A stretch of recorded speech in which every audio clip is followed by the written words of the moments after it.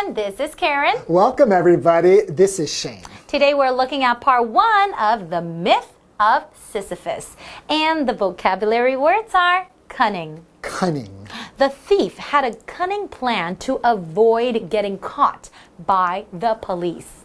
Capture. Capture. Enemy soldiers captured the general. Furious. Furious. Alice was furious at the clerk for being so rude to her.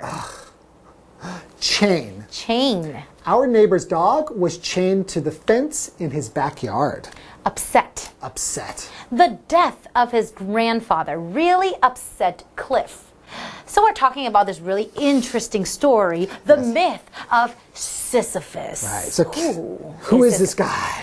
Well, it's a myth, right? Yeah. But Sisyphus is the king of Corinth. Okay. And he doesn't have a very good reputation. He's not very nice. So, for example, when he has guests come to his kingdom, Yes. he will kill them just to show how vicious and mean he is. So That is so mean. nobody will mess with him. And the gods don't like this because hospitality is very important to them. That's right. But the worst thing is that he betrays Zeus, right? Really? So Zeus had kidnapped the river god's daughter, and he hid her somewhere. Yes.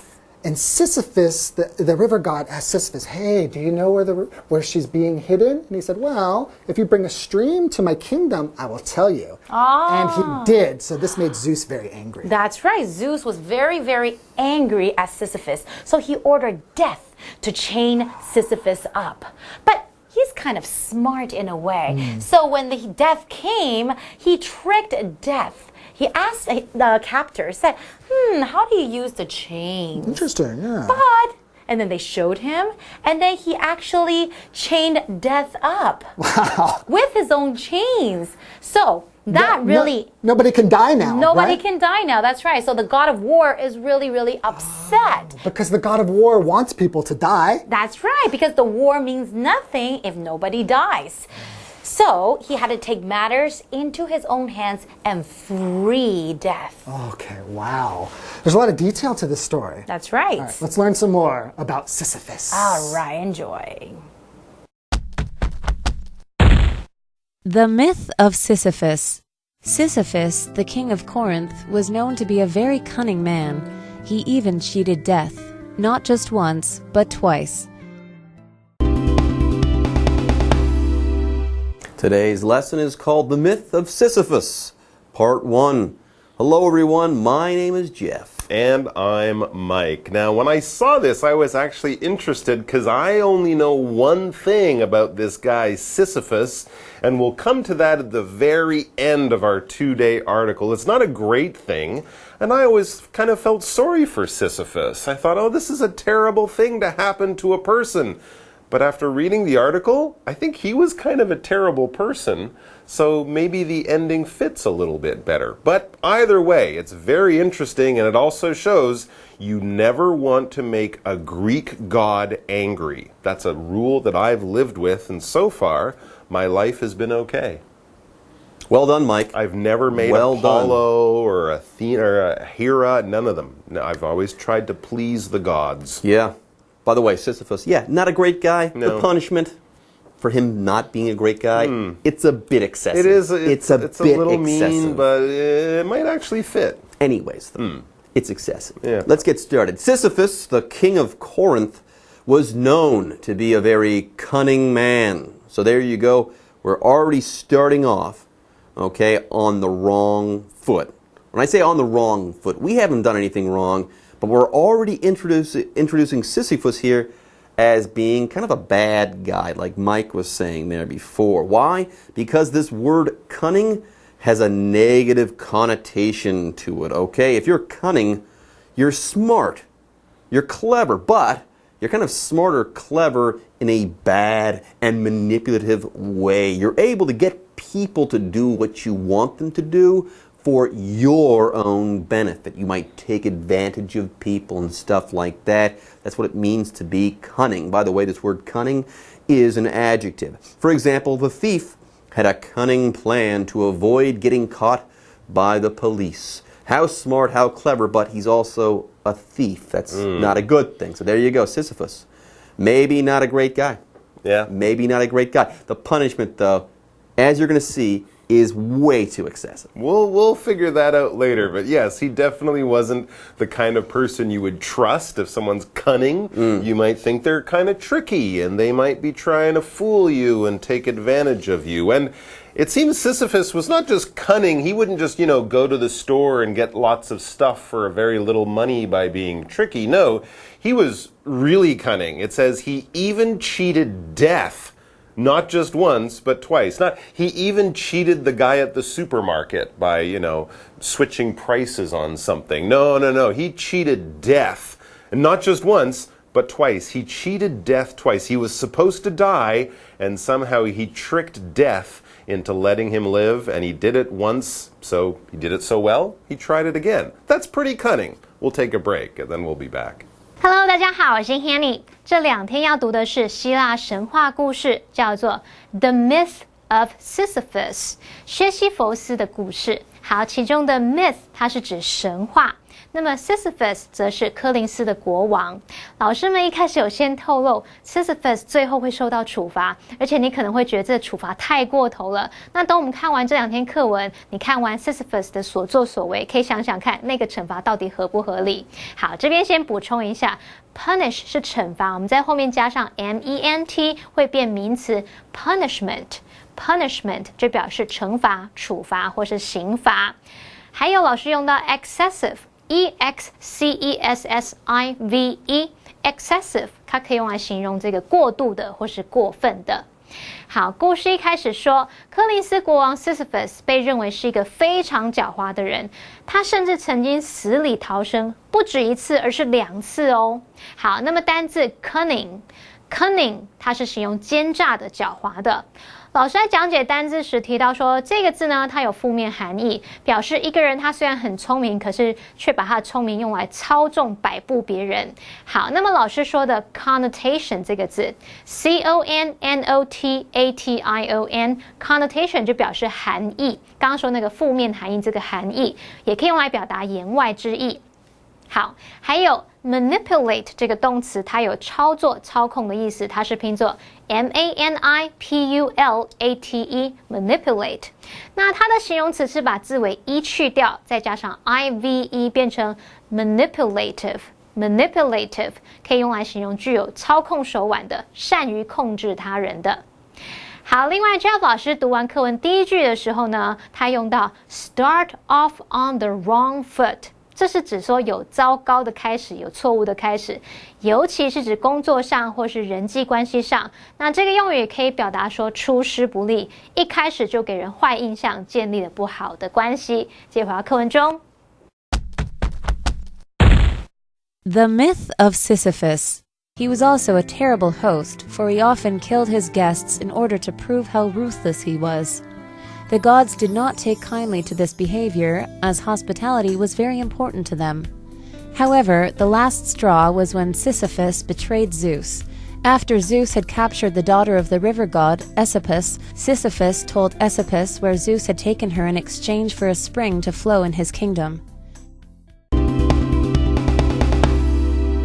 Sisyphus, everyone, not a nice guy, a cunning king who has cheated death more than once. And get this, he was also a terrible host. By the way, hospitality is a big deal in ancient Greece there, especially for the gods. Anyways, yes, he was a bad guy. He was also a terrible host, for he often killed his guests in order to prove how ruthless he was. Now, again, this makes him a really, really bad guy. But you'll see later on that I still think the punishment that he receives is still excessive. Anyways, he was a terrible host, and hospitality was important to the Greek gods there. Yeah, the gods did not take kindly to this behavior, as hospitality was very important to them. Well, so it was important back in ancient Greece to treat your guests very generously, very kindly, very well. Sisyphus was a terrible host. He did this very, very badly, and it's not like he just forgot people's names or didn't fill their drink up when they finished. He killed his guests, and that is definitely not a party you want to go to. And the gods noticed this, and this is one of the first or second or maybe the 10th thing about Sisyphus that made them quite angry. So he's already made the gods angry, but then there was one final act that finally did it for him. However, the last straw was when Sisyphus betrayed Zeus. And of course, you guys know that Zeus is the king of the gods, the most powerful guy who throws lightning bolts around and does not like to be made fun of. This was the last straw. When we use that, we're sort of saying this was the last bad act that really made things terrible. Everything before that, we're like, okay, that's not good. But then the last straw, or the final thing, the final straw, is the one that made it really terrible, made the gods act, because now they're super angry. Anyways, after Zeus had captured the daughter of the river god Asopus, Sisyphus told Asopus where Zeus had taken her in exchange for a spring to flow in his kingdom. So here Sisyphus kind of betrayed Zeus to the river god here, Asopus, and that's not something you want to do. There you have it, folks. Don't cross Zeus. It's just a bad idea. And you'll find out later why it is a bad idea to cross Zeus. Yeah, even if Zeus is doing something kind of terrible, like trying to capture someone's daughter, don't stop Zeus. Just let him do what he wants to do. Otherwise, you're in big trouble. His punishments are diabolical. His punishments are terrible. Let's talk about this word capture. This is a verb. To capture something or someone is to grab them and hold them because you don't want them to run away. You're limiting their freedom. So we don't capture people just for any reason. We capture people or animals possibly if they're in danger or if they are going to cause danger to other people. For example, enemy soldiers captured the general. So in a war, one army might try to capture, grab, and hold soldiers from the other army. All right, let's take a quick break, and then we'll be back with more about Sisyphus and his terrible, terrible life. Sisyphus 是一个很糟糕的主人，因为他常常会杀死他的宾客来证明他有多么的残酷无情。那众神都不喜欢这样的行为，因为对他们来说，好客是很重要的，不是绿巨人好客，而是款待客人的那一种好客。好，那么补充单字 hospitality 就表示殷勤好客。好，那虽然众神都不喜欢 Sisyphus 那种残忍的行为，可是最后一根稻草是在他背叛宙斯的时候。当宙斯把河神的女儿抓走之后， Sisyphus 把他们的所在位置，绑架的那个所在位置告诉河神，他想要跟河神讨一点好处，他想要换取一道可以流过他的王国的泉水。那我们先来看单字 capture 这个动词，它表示俘虏、抓住或是夺取占领。如果把字尾 ure 改成 or 变成 captor 则是指挟持的人、捉拿的人。好，补充单字 betray 它表示背叛，是一个动词。那文中用到 the last straw 或是 the final straw， 这其实是源自于 the straw that breaks the camel's back， 也就是压垮骆驼的最后一根稻草，那就用来表达说最后导致某个人崩溃无法忍受的事情。其实我们先前有读过一些希腊神话故事，有一个非常重要原则，就是不要跟宙斯作对，否则你不会有好下场的。刚刚 Jeff 老师用到 cross 这个字，好 ，cross 这个动词，它除了指穿越、越过，它其实也可以用来表达跟什么什么作对。接回到课文中。The myth of Sisyphus. Zeus was furious and ordered Death to chain Sisyphus up in the lowest region of the underworld. When Death arrived, Sisyphus tricked him. Sisyphus asked his captor to show him how the chains worked, and when he did, Sisyphus trapped Death with his own chains. With Death chained up, no humans could die. The old and injured were forced to walk the earth in great pain. This state of affairs greatly upset the god of war, Since war was meaningless if no one died, he took matters into his own hands and freed death.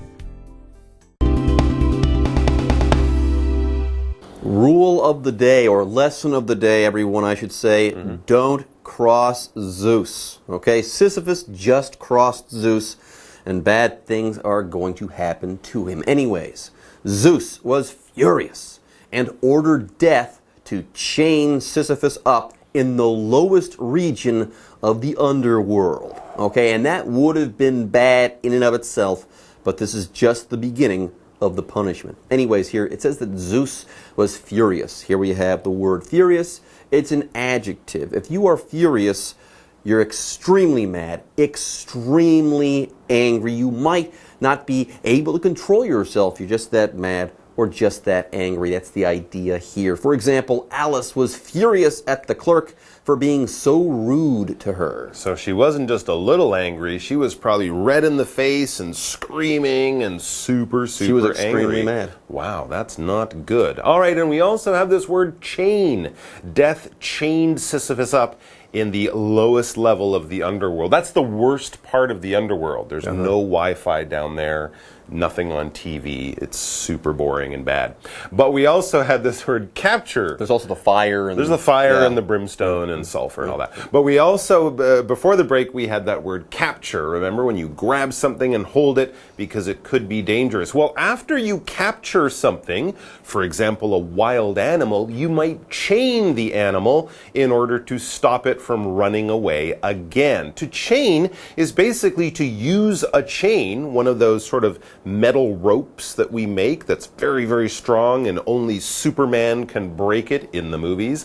We use a chain to basically lock up, tie up, or control something probably quite powerful. You wouldn't want to chain your bird to into a bird cage, but if you have a wild bear or a lion or something like that, then a chain might be the right thing to use, because if it was a rope or something like that, something not as strong, it could break away. So if you're using a chain to lock something up, you are chaining that thing up. In a much more normal way, you might chain your bicycle up. If you're leaving it in front of the library, you lock it up with a bicycle chain or a bicycle lock so that people can't steal it. Here's our example sentence. Our neighbor's dog was chained to the fence in his backyard. Well, that's sad. I hope they let him off sometimes. Anyways, moving on, when death arrived, Sisyphus tricked him. Oh man, Sisyphus asked his captor to show him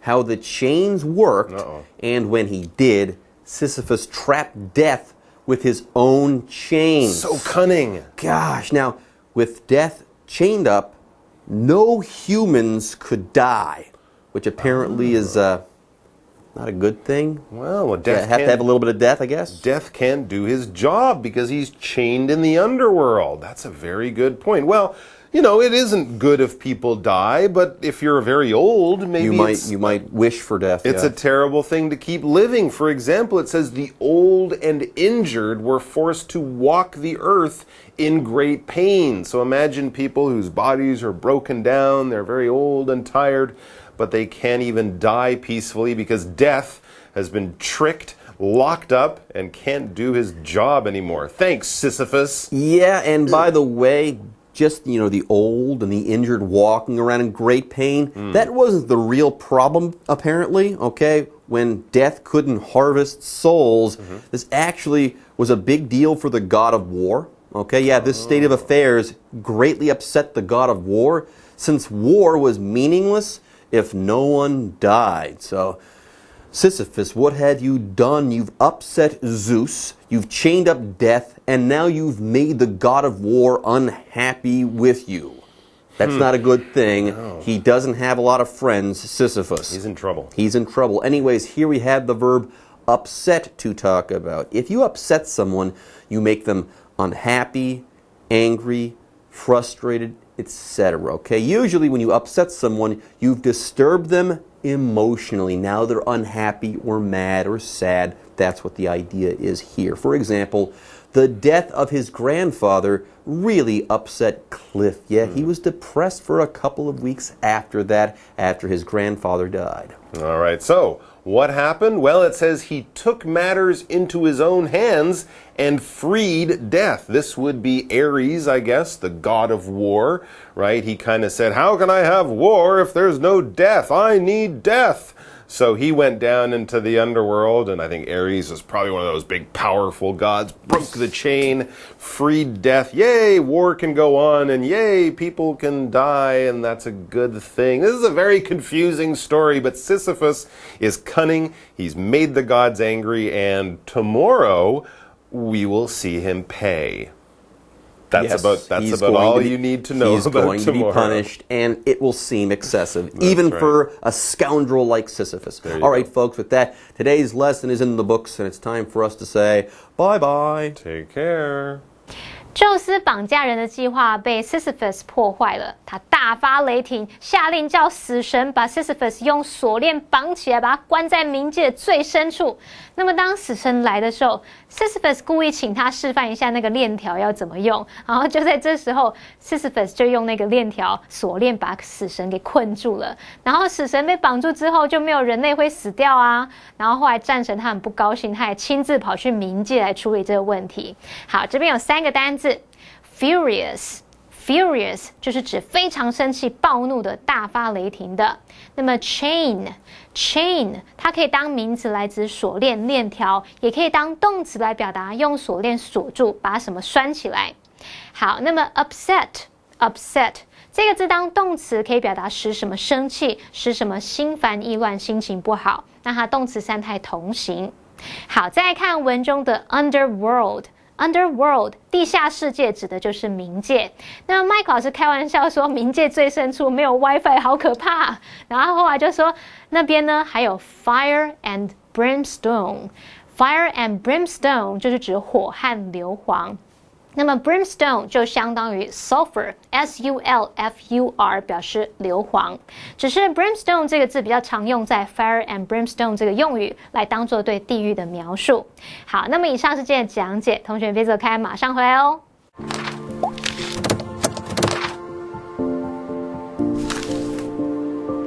大家好，我是 Hanny， 欢迎收看我们的文法单元。今天要介绍的文法重点有4个，第一个是take kindly to 的用法，第二个是 where 引导名词子句，第三个是 in exchange for， 第四个是 take 什么什么 into one's own hands。 我们先来学 take kindly to 的用法。Take kindly to 是指喜欢什么，乐意怎么样，那么之后可以接人或是事物来当受词，而这个用语呢，常常会以否定来表示。举例来说 She doesn't take kindly to two-faced people. 她不喜欢双面人。你有碰过这种人？有些人他在面前一直讨好你，说：“哇，你的洋装好好看，你去哪里买的？超好看的。”然后一转过头，他就跟别人说 ：“Oh my God， 那件洋装丑爆了，看得我眼睛受伤了。”哦，好怕这种人。好，接着我们来学 where 引导名词子句 ，where 以及其他 WH 疑问词，像是 what、who、when、how 等等，可以引导名词子句，让这个子句扮演名词的角色。那么 WH 疑问词加主词加动词这样的名词子句，在句中可以当主词、受词或是主词补语来用。来看个例句。Do you know where he's from? 你知道他是来自哪个国家吗？句子里面的名词子句 where he's from 就是当受词，它是当动词 know 的受词。接着我们来学 in exchange for。exchange 当名词有交换的意思， in exchange for 就表示作为什么的交换，用来换取什么，之后可以接名词或动名词。例如She treated me to a cup of coffee in exchange for driving her to the hospital. 她请我喝咖啡，作为载她去医院的交换。好，最后来学 take 什么什么 into one's own hands。take 什么什么 into one's own hands， 这片语从字面上来看，像是把什么什么拿到自己手中，那其实可以用来表达亲自去处理什么，亲自出马解决什么什么，像是 After months of waiting, they decided to take matters into their own hands. 经过数个月的等待，他们决定亲自出马解决问题。好，以上是今天重点整理，我们下次见喽，拜拜。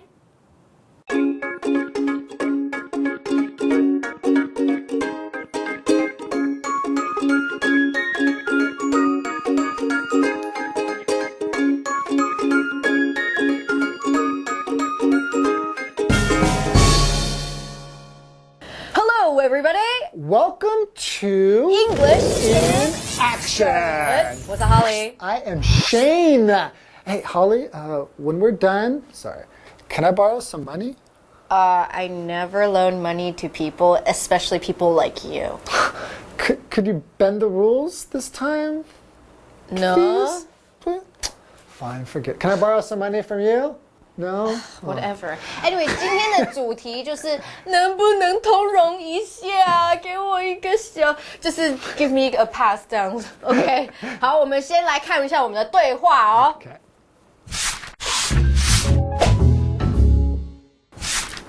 Sir, you just ran a red light. Can I have your driver's license, please? Please, ma'am, I'm taking my son to the hospital. Could you bend the rules this time? Okay, so in the dialogue, I need to get my son to the hospital. So I need you to bend the rules for me. Yeah. 所以为什么是要用 bend the rules? So bend, 这是个 rule, it's very straight, right? The rule is the rule. But can you bend the rule? 对啊，就是这一次就是。那我用Shane的手来示范一下哦。来，这个呢是规则 rules， 就是规则，它是直直的线。那 bend the rules 呢，可不可以通融一下，让我凹一点？OK， 再一次哦。好壮哦。哦，各位，再一次哦 ，bend the rules。那还有哪有什么方法可以说 Could you let me off the hook? OK，off the hook，hook 其实就是一个钩子，就是感觉就是在钓鱼，然后那个鱼就是在那个吊在那个钩头上面嘛。So you let it off the hook 就就放它一马，放它走这样子。拜拜。OK。 Could you cut me some slack? Cut me some slack. Right. 就是 So slack is like this is very like this, right? Slack means you have more 就是没那么的紧绷，就是有点贪心。弹性不是弹性。OK， so slack 其实就是没有那么硬嘛，就是有一点自由的空间，对不对？OK， 所以就是再给我一点就是弹性。OK，All right， 所以呢，我们要再复习一下这一些句子哦。Could you bend the rules? Could you bend the rules? Could you let me off the hook? Could you let me off the hook? Could you cut me some slack? Could you cut me some slack? So next time you don't know how to say it in English, 靠我们就对了。